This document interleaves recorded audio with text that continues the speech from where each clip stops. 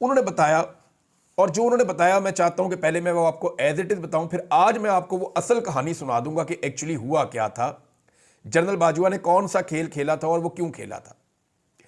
इमरान खान को अमरीकियों ने नहीं हटाया था, ये कह रहे हैं नुसरत जावेद। जनरल बाजवा को एक्सटेंशन चाहिए थी, उसने देखा इमरान खान काबू में नहीं आ रहा, उसका दिल तो फैज हमीद पर आया हुआ है, उसने अपोजिशन को डराया और खान को हटा दिया। ये नुसरत जावेद साहब ने कहा। बात गलत नहीं है, लेकिन ये मुकम्मल नहीं है, क्योंकि अब ये बात शुरू हो गई है। मैंने बड़े अरसे से ये सारी चीजें अपने दिल में रखी हुई थी, मैं खोल के आज आपके सामने रख देता हूं कि हुआ क्या था। हुआ यह था कि जनरल बाजवा का दिल नहीं भर रहा था एक्सटेंशन से।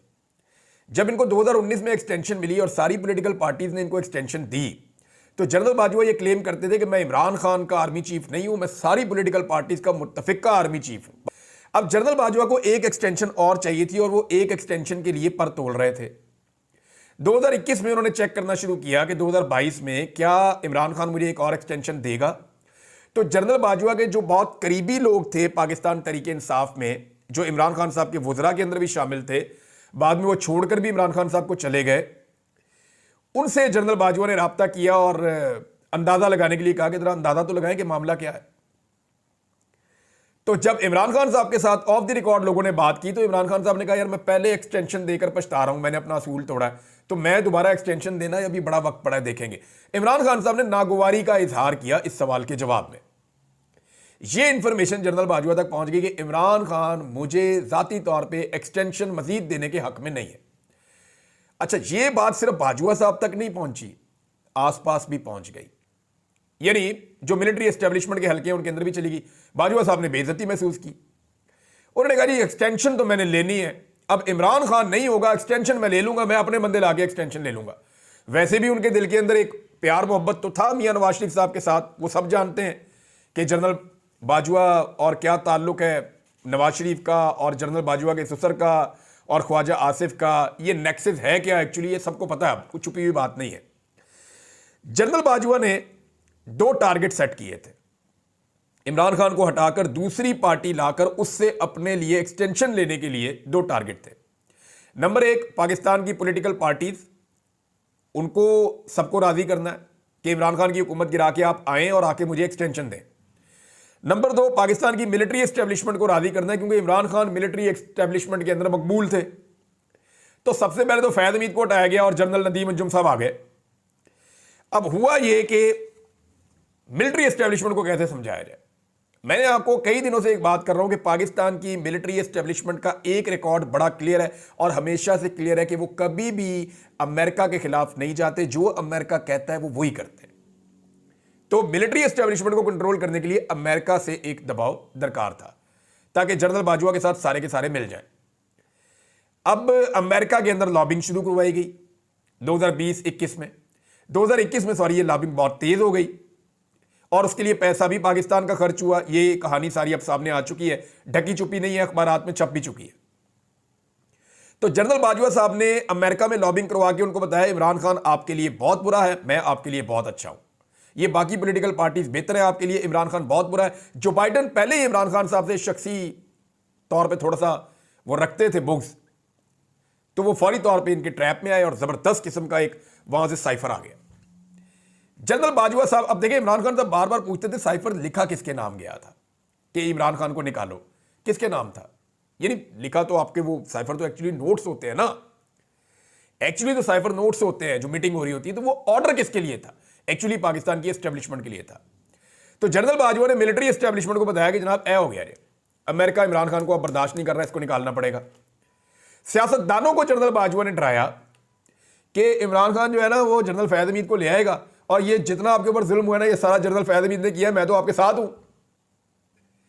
ये करके सियासतदानों को भी राजी कर लिया और फिर पाकिस्तान में रजीम चेंज ऑपरेशन करवा दिया। ये है जी सारा खेल। इस तरह जनरल बाजवा ने अमेरिका को भी इस्तेमाल किया और अमेरिका ने इमरान खान का रजीम तब्दील करवाया। वो इसके अंदर ना सिर्फ इन्वॉल्व हुए बल्कि उन्होंने बहुत सारी एफर्ट की। फिर उसके बाद जो सहाफ़ी शामिल हुए, बहुत सारे आपके सियासतदान शामिल हुए, बंदे तोड़े गए, बहुत सारा पैसा इन्वॉल्व हुआ और इस तरह जनरल बाजवा ने रजीम चेंज करवा दिया। अब 2 सवाल पैदा होते हैं कि उसके बाद जनरल बाजवा को एक्सटेंशन क्यों नहीं मिली और फिर इमरान खान साहब ने जनरल बाजवा को क्यों कहा कि आप एक्सटेंशन लेनी है।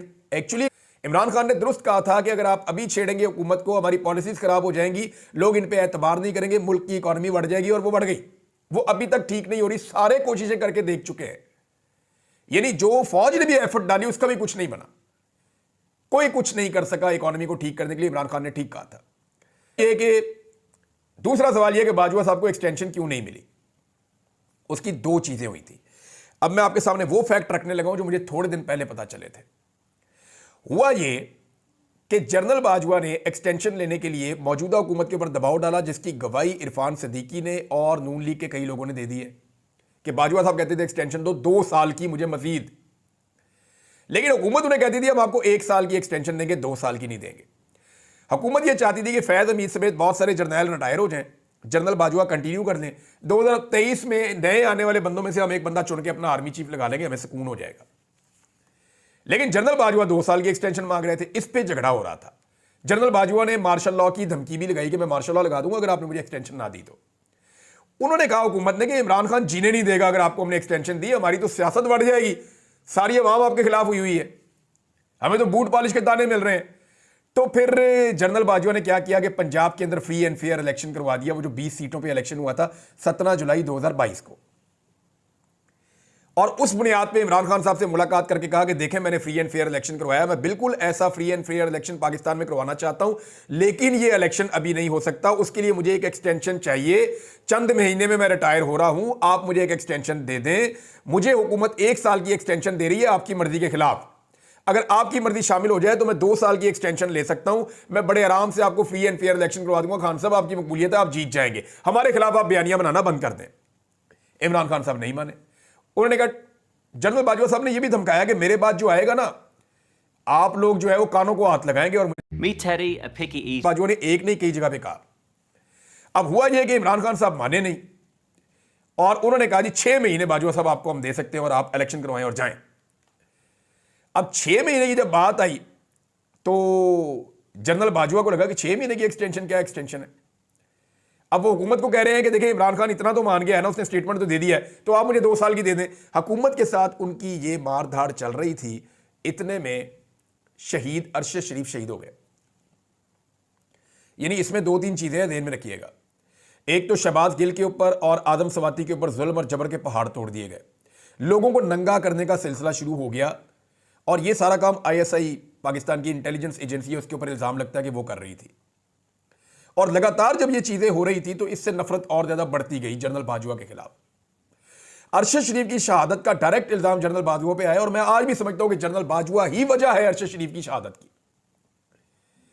लेकिन मुझे यानी ये फूड फॉर थॉट है, मुझे एक बंदे ने कहा और मुझे लगा कि इस बात को ऐसे देखना भी चाहिए कि क्या अरशद शरीफ की शहादत और इमरान खान को गोलियां ना लगती तो 100% जनरल बाजवा एक्सटेंशन ले जाता। ये 2 ऐसे वाकयात हैं जिसने जनरल बाजवा को बुरी तरह हिलाकर रख दिया कि अगर इमरान खान को गोलियां ना लगती और अरशद शरीफ शहीद ना होते तो जनरल बाजवा की एक्सटेंशन के इम्कानात थे, लेकिन अरशद शरीफ की शहादत और इमरान खान को गोलियां लगने के बाद वो खत्म हो गए अक्टूबर में, और उसके बाद नवंबर में नए आर्मी चीफ आ गए। ये है जनाब अब तक की सारी कहानी कि ये असल वो बात थी जो पूरा गेम हुआ और किस तरीके से हुआ।